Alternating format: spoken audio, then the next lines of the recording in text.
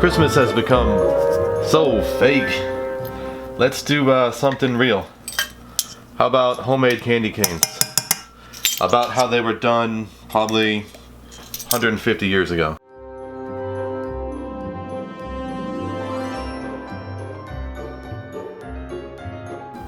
So the first thing we need to do is to destroy the crystal structure of this sugar, and we're going to do that with some heat and water. So this mixture right here needs to be heated until it's boiling, literally boiling, but watch it.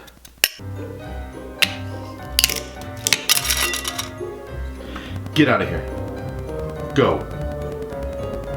Get.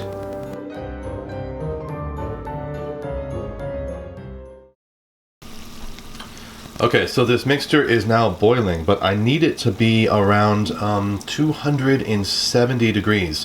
So I'm going to turn it down and just let it gently heat until I reach exactly 270 degrees. No more, no less. Oh, that's so close. It's almost 270. It's got to be 270 exactly.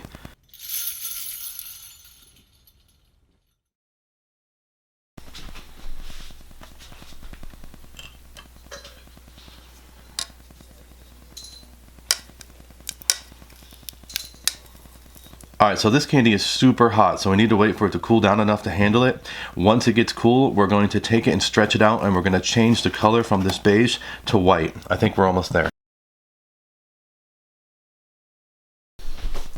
Okay, so now that the candy is cool, we need to make sure we have some oil on our hands, and we need to take it and stretch it and pull it. Now it's pretty hot, but we're going to have to just deal with it, because if we wait for it to cool down completely, then it'll be too hard for us to stretch and pull.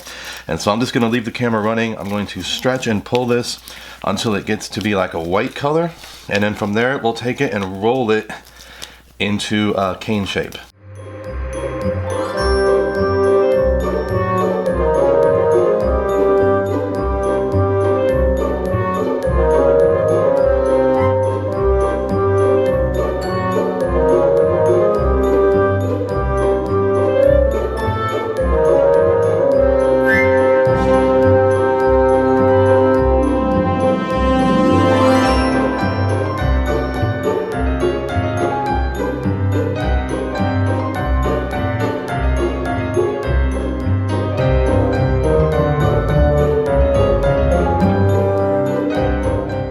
So now that the candy is starting to harden, I'm going to twist it to elongate it like so. Like that. And then I'm going to take the end and bend it into the cane shape, like so.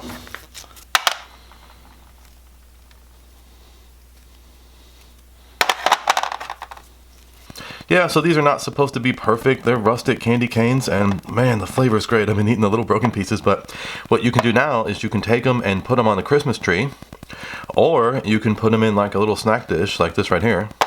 You know those people that play all those little click games on their phone, like tapping games and swiping games and clicking games like Candy Crush and all that stuff? Do you know what that is? I think it's misdirected foraging, right? Because for years and years, people had to forage about for this and that all day long, and so I think your brain is wired to seek out those things. Like every time you get a gem in a video game, or every time you get a level in a video game, or those little click games, you get a little shot of dopamine, you know? And I think that comes from this right here. You know, you get a good satisfying crunch.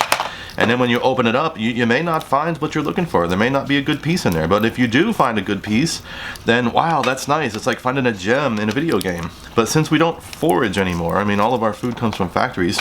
Since we don't forage anymore, we're missing that. And our brains are wired for that. And so without the opportunity to be rewarded for your foraging with, satisfying cracks and finding the right piece of nut in there, then you have that unfulfilled. So people pick up their phones and they start clicking and swiping, and they never look up, hardly ever. So now that I have a bed of walnuts in this dish right here, I'm gonna go ahead and put some candy canes in there, as well as some little broken pieces like that. And I'll give this to my kids and say, there you go, eat. My line of reasoning is that if you eat protein along with the sugar, it'll make it easier on the parents because you won't have a massive surge in blood sugar by eating all this. All right, so there you have it. Rustic candy canes, how they were made about 150 years ago. Remember, 270 degrees is it. Any higher than that gets pretty dangerous. So have a good Christmas.